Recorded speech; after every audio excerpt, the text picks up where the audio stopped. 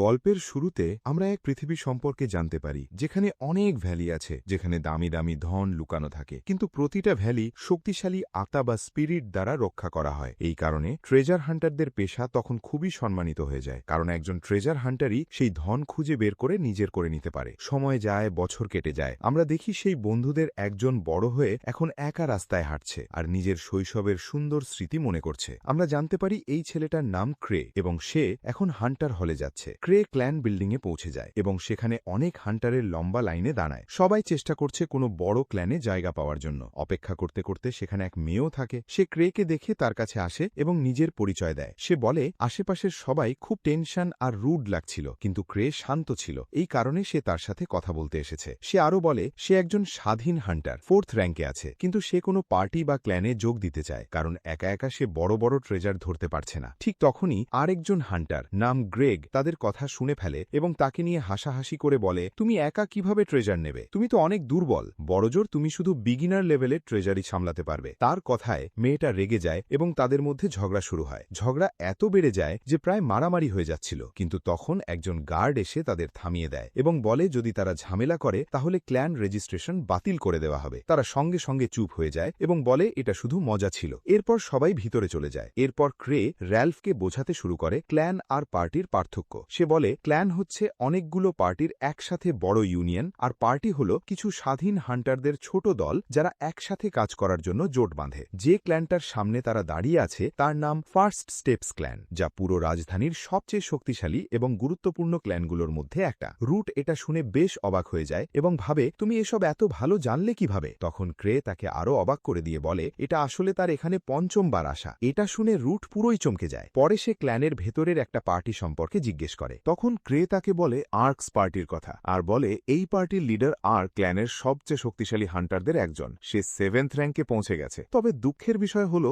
এখন তারা নতুন কোনো হান্টার নিচ্ছে না। ঠিক তখনই রুট একটা খালি চেয়ার দেখে সেটার ব্যাপারে জিজ্ঞেস করে, কিন্তু গ্রেগ মাঝখানে কথা কেটে বলে এই চেয়ারটা কার জানো না? এটা সরোফুল সোলস পার্টির জায়গা। এরা ক্ল্যানের সবচেয়ে শক্তিশালী পার্টি। শুধু তাই নয়, এরা ক্ল্যানের সবচেয়ে পুরনো পার্টি এবং ক্ল্যানের প্রতিষ্ঠাকাও এরা। এ কথা শুনে ক্রে নিজের অতীতের কথা মনে পড়ে যায়। সে মনে করে সরোফুল সোলস আসলে তার শৈশবের বন্ধুদের পার্টি ছিল। ক্রে যখন এই সব ভাবনায় ডুবে থাকে তখন হঠাৎ একজন হান্টার চিৎকার করে বলে যে সে সরোফুল সোলসে যোগ দিতে চায়। ঠিক তখনই ক্ল্যানের একজন স্বাধীন হান্টার টিনো সেখানে এসে হাজির হয়। ওই হান্টারকে শাস্তি দিতে চায় কারণ সে পার্টিটাকে অপমান করেছে।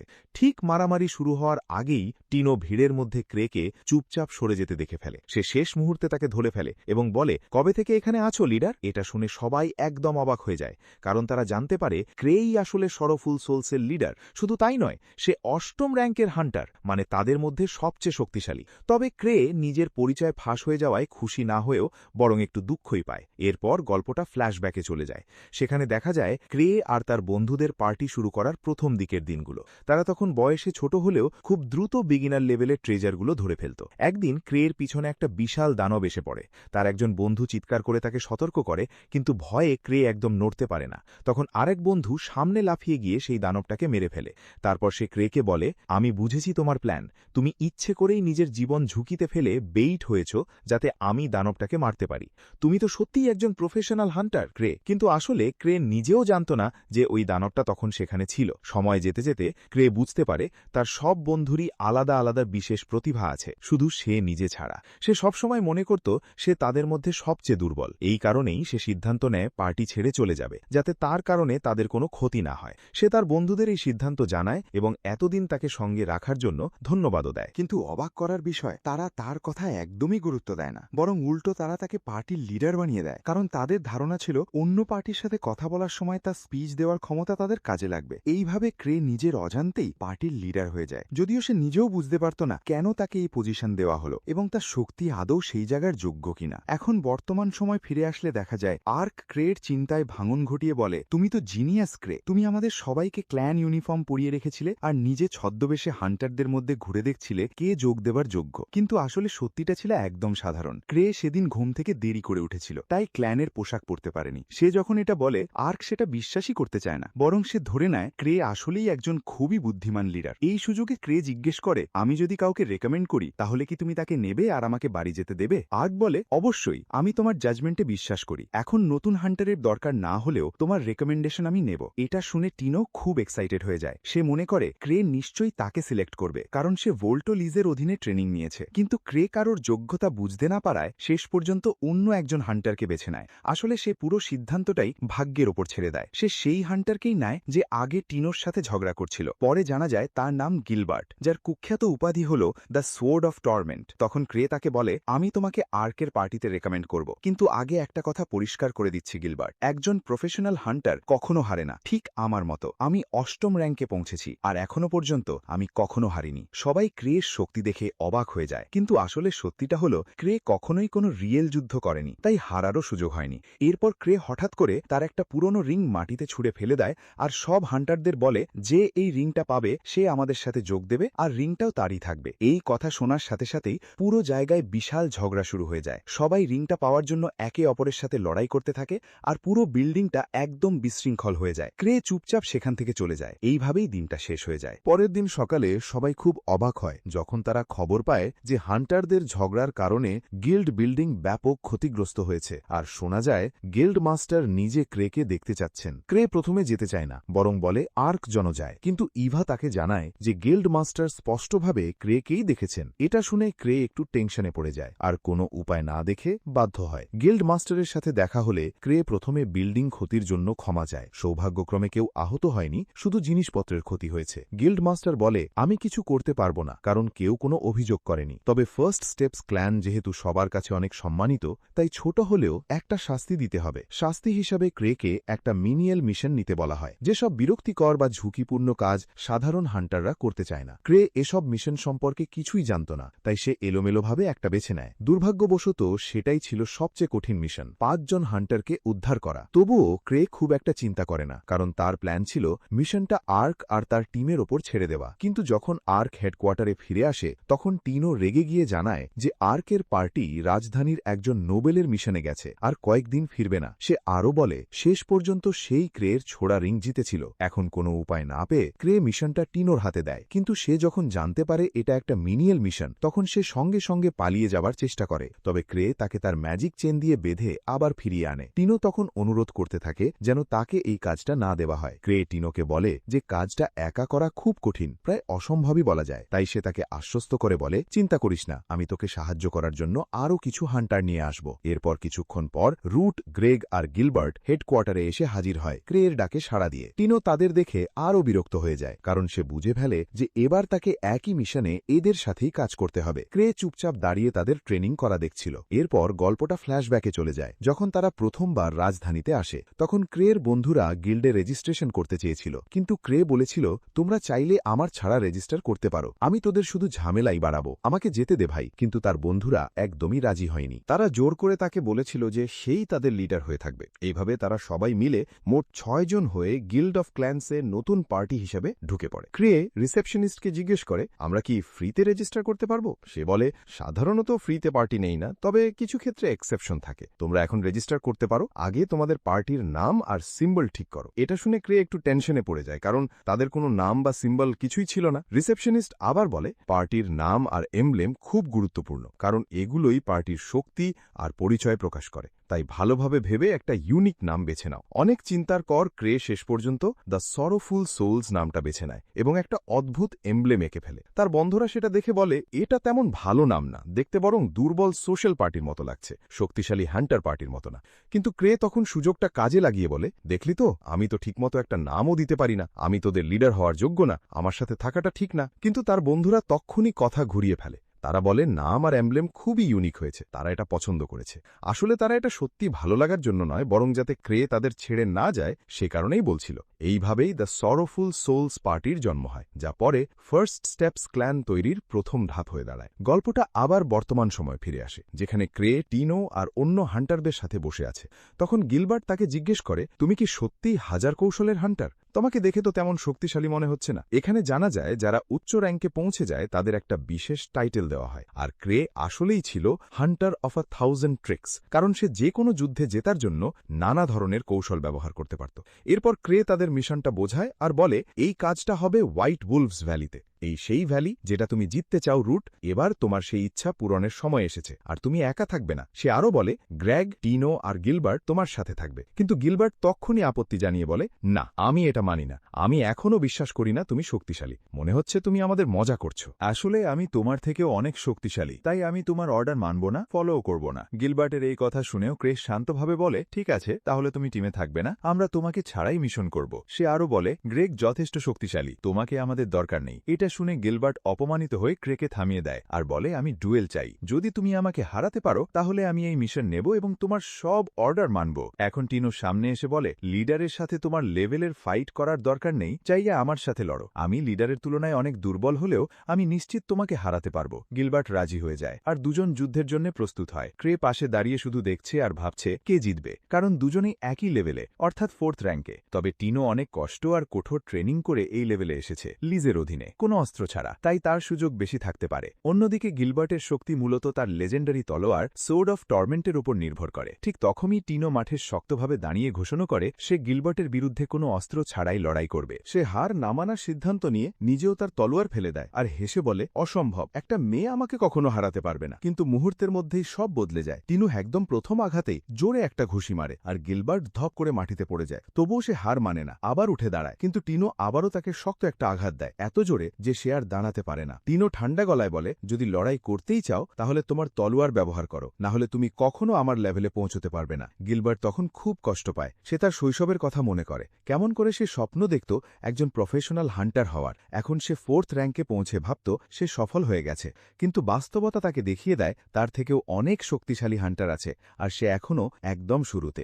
এই চিন্তা ভেঙে দেয় ক্রের কথা। ক্রে বলে, তুমি না আগে অন্য একটা পার্টিতে ছিলে, তারপর ওদের থেকে শক্তিশালী না বলে ছেড়ে দিয়েছিলে, তাই না? এটা শুনে গিলবার্ট চমকে গিয়ে বলে, তুমি এটা জানলে কিভাবে? তখন ক্রে খুব শান্তভাবে বলে, আমি প্রতিটা হান্টারের ব্যাপারে সব জানি। এ কথা শুনে গিলবার্ট ধীরে ধীরে ক্রের শক্তির উপর বিশ্বাস করতে শুরু করে। সে আগের ব্যবহারের জন্য আফসোস করে আর শেষে মিশনে যোগ দিতে রাজি হয়।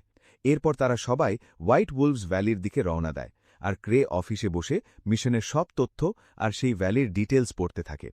সেখানে লেখা ছিল, টম্ব আর ট্রেজার ভ্যালিগুলো মূলত ম্যানা আর এনার্জির মিশ্রণে তৈরি। ম্যানা হল এই পুরো পৃথিবীর অদৃশ্য শক্তি, কিন্তু হোয়াইট উলভস ভ্যালিতে এই এনার্জির পরিমাণ অনেক বেশি, তাই এটা সবচেয়ে বিপজ্জনক জায়গাগুলোর একটা। আগে যে নিকড়েগুলো এই জায়গা পাহারা দিত তাদের শিকার করে ফেলা হয়েছিল, কারণ তাদের চামড়া খুবই দামি ছিল। কিন্তু এখন সেখানে একটা রক্তমাখা নিকড়ে দেখা দিয়েছে, যা আরও বড় বিপদের ইঙ্গিত দেয়। ক্রে যখন সব পড়ে শেষ করে তখন সে বলে, ভাগ্য ভালো আমি যাইনি, না হলে এখন বড় বিপদে পড়তাম। ঠিক তখনই এভা তাকে বলে, আমি বুঝি না তোমার কাছে এত পুরনো অস্ত্র আর আর্টিফ্যাক্ট থাকা সত্ত্বেও তুমি কোনো মিশনে যাও না কেন, আর হ্যাঁ, তুমি এগুলো এত কিনো কেন যদি ব্যবহারই না করো? এরপর ক্রে তার সঙ্গীদের সাথে গিল্ডে বসে হোয়াইট উলভস ভ্যালি নিয়ে কথা বলে। সেখানে বলা হচ্ছিল এই ভ্যালিটা এতটাই বিপজ্জনক যে গিল্ড নাকি এর র্যাঙ্কিং 3 থেকে বাড়িয়ে 6 করতে ভাবছে। এই কথা শুনে ক্রিয়ের বুকের ভেতর ভয় ঢুকে যায়, কারণ এতে পরিষ্কার হয়ে যায় যে তার বন্ধুদের পক্ষে এই মিশন শেষ করা প্রায় অসম্ভব, যেখানে তাদের মধ্যে সবচেয়ে শক্তিশালী শুধু 4th র্যাঙ্কে আছে। মিশনটা আবার পড়ে ক্রে চমকে যায় যখন দেখে যে যাদের উদ্ধার করতে হবে তারা নিজেরাই 5th র্যাঙ্কের হান্টার। এটা দেখে ক্রে খুব অপরাধ বোধে ভুগতে থাকে, কারণ সে বুঝতে পারে সে তার বন্ধুদের বড় বিপদে ফেলে দিয়েছে। তাই সে সিদ্ধান্ত নেয় যেভাবেই হোক তাদের ভ্যালিতে ঢোকার আগেই পৌঁছাতে হবে। ক্রে তখন তার ম্যাজিক্যাল গেট খুলে প্রয়োজনীয় সব পুরনো অস্ত্র বের করে নেয়। এটা দেখে এভা রেগে গিয়ে বলে, তুমি কোথায় যাচ্ছ? ক্রে খুব স্বাভাবিকভাবে বলে, আমি একটু হাঁটতে যাচ্ছি। তারপর সে জানালা খুলে হঠাৎ করে তার ম্যাজিক্যাল ক্লোক পরে আকাশে উড়ে যায়। এটা দেখে এভা পুরোই হতভম্ব হয়ে যায়, কারণ ক্রে রাজধানীর ভেতরে একটা নিষিদ্ধ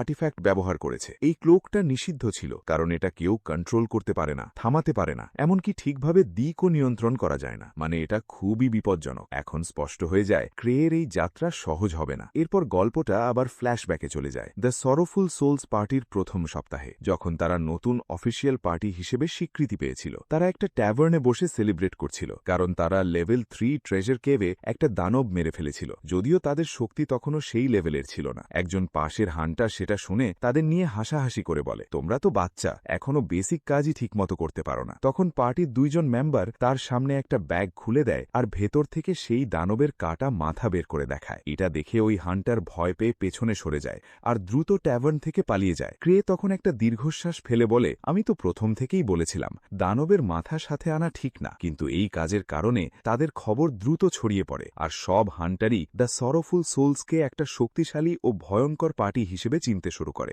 এরপর আবার বর্তমান সময় ফিরে আসে গল্পটা, যেখানে টিনো আর অন্য হান্টাররা হোয়াইট ওলভস ভ্যালিতে পৌঁছে গেছে আর ভেতরের ভয়ঙ্কর দানবগুলোকে দেখতে পাচ্ছে। তারা সবাই একসাথে কাজ করতে রাজি হয়, যদিও আশেপাশের দানবগুলো তাদের শক্তির তুলনায় অনেক বেশি শক্তিশালী ছিল। তবুও তারা খুব সাহসের সাথে লড়াই করে, সামনে যত দানব আসে সবকিছুই পরাজিত করে। কিন্তু এতে তাদের প্রায় সব শক্তিই শেষ হয়ে যায়। যুদ্ধ শেষ হবার পর তারা বুঝতে চেষ্টা করে গিলবার্টের তলোয়ারটা কেন দুর্বল লাগছে। তখন সে মনে করে ক্রে শেষবার সেটা ব্যবহার করেছিল এবং বলেছিল ক্রে নিশ্চয়ই তলোয়ারটার সব শক্তি শেষ করে দিয়েছে। দুঃখের বিষয়, আমি একা এটা আবার চার্জ করতে পারবো না। গ্রেগ চিন্তিত হয়ে বলে, এই মিশন আমাদের লেভেলের বাইরে, আমাদের এখানে থেমে গিয়ে ব্যাকআপ ডাকতে হবে। কিন্তু টিনো তাকে থামিয়ে দিয়ে শক্ত গলায় বলে, না, আমরা পিছু হটব না। লিডার যেমন বলেছে আমরা এই মিশন শেষ করবই। সে আরো বলে, এটা আমার হাতে দেওয়া প্রথম মিশন, আমাকে কমান্ডার বানানো হয়েছে, তাই আমরা ফেল করতে পারি না। তারপর টিনো যোগ করে, নিশ্চয়ই ক্রে ইচ্ছে করেই তলোয়ারটার শক্তি শেষ করে দিয়েছে, যাতে আমরা নিজের শক্তিতে লড়াই করি, পুরনো অস্ত্রের উপর নির্ভর না করি। সে সবাইকে বলে, চলো এবার ভ্যালির ভেতরে ঢুকে মিশন শেষ করি। তারপর তারা গাছপালা ব্যবহার করে ভেতরে ঢুকে দানবগুলোর সংখ্যা আর অবস্থান পর্যবেক্ষণ করে। টিনো তখন বলে, এই ভ্যালিটা নেকড়েদের জন্য তৈরি, তাই এখানে লড়াই করা ফরেস্টের চেয়ে ভালো। ফরেস্ট অনেক বড়, সেখানে তারা পুরো শক্তি ব্যবহার করতে পারবে, তখন আমাদের কোনো সুযোগ থাকবে না। এই কথা শুনে গিলবার্ট খুব উদ্দীপিত হয়ে সামনে এগিয়ে বলে, আমি আগে আক্রমণ শুরু করব। কিন্তু টিনো শক্তভাবে বলে, না, আমরা একসাথে ঠিক না করলে কেউ আগে কিছু করবে না। আমি তোমাদের সবার জীবন রক্ষা করতে চাই। সে আরো বলে, ক্রে আমার উপর বিশ্বাস করেছে, আমি সেই বিশ্বাস ভাঙতে পারি না। তারপর সে পরিকল্পনা ঠিক করে দেয় আর সবাই নেকড়েদের উপর আক্রমণ শুরু করে। টিনো প্রতিটা সদস্যকে লক্ষ্য করে দেখে আর মনে মনে ভাবে, ক্রেস সত্যিই অসাধারণ একজন লিডার, যাকে অনুকরণ করা যায় না। সে খুব নিখুঁতভাবে প্রতিটা হান্টারকে বেছে নিয়েছে এই মিশনের জন্য। প্রতিটা সদস্যই খুব গুরুত্বপূর্ণ, তাদের একজন না থাকলেও মিশন সফল হতো না। গিলবার্ট নিজের শক্তি নিয়ে আত্মবিশ্বাসী হয়ে সাহসের সাথে লড়াই করে। গ্রেগ তার বিশাল দক্ষতা আর যুদ্ধ অভিজ্ঞতা দিয়ে সাহায্য করে, আর টিনো নিজের গতি আর নজর দিয়ে নেকড়েদের খুঁজে বের করতে থাকে, যাতে অন্যরা নিশ্চিন্তে লড়াই করতে পারে। অনেকক্ষণ ধরে ভয়ঙ্কর লড়াই চলার পর শেষে তারা সবাই মিলে সেই সব নেকড়েগুলোকে হারাতে সক্ষম হয়। টিনো তাদের উৎসাহ দিয়ে বলে, আমরা প্ল্যানের অনেক বড় একটা অংশ শেষ করে ফেলেছি। এখন শুধু ভ্যালির শেষ অংশ বাকি, যেখানে এর লিডার থাকে। ওকে হারাতে পারলেই ভেতরে আটকে থাকা হান্টারদের আমরা উদ্ধার করতে পারব। কিন্তু গ্রেগ তখনই আপত্তি জানায়। সে বলে, এই নেকড়েদের লিডার আগের সবগুলোর চেয়ে অনেক বেশি শক্তিশালী হবে। এখনই আমাদের পিছু হটা উচিত, না হলে ভেতরে ঢুকলে আমরা সবাই মারা যাব। তবুও টিনো তার কথা মানে না। সে বলে, তুমি এত ভয় পাও কেন গ্রেগ? আমরা যেমন আগের সব বিপদ পার করেছি, তেমনি পরেরটাও পার করতে পারবো। তার এই কথা গ্রেগকে তার পুরনো স্মৃতিতে নিয়ে যায়, যেখানে সে তার সাথীদের হারিয়েছিল ট্রেজারের জন্য লড়াই করতে গিয়ে। সেই ঘটনার পর সে আর ঝুঁকি নিতে চায়নি। 4th র্যাঙ্কে পৌঁছে ছোট ছোট ট্রেজার শিকার করেই থেমে গিয়েছিল, কারণ সে ভয় পেত আবার যদি কারো জীবন হারায়। কিন্তু টিনোর কথা তার ভেতরের সাহসটা আবার জাগিয়ে তোলে। শেষে সে আবার ঝুঁকি নিতে রাজি হয় এবং দলের সাথে ভ্যালিতে ঢুকে যায়। সবাই একসাথে ভ্যালির ভেতরে প্রবেশ করে আর সেখানে তারা বিশাল এক নেকড়েকে দেখতে পায়, যেটা আগের সব নেকড়ের চেয়ে অনেক গুণ বড়। সবাই ভয়ে থমকে যায়, শুধু টিনো ছাড়া। সে দেখে,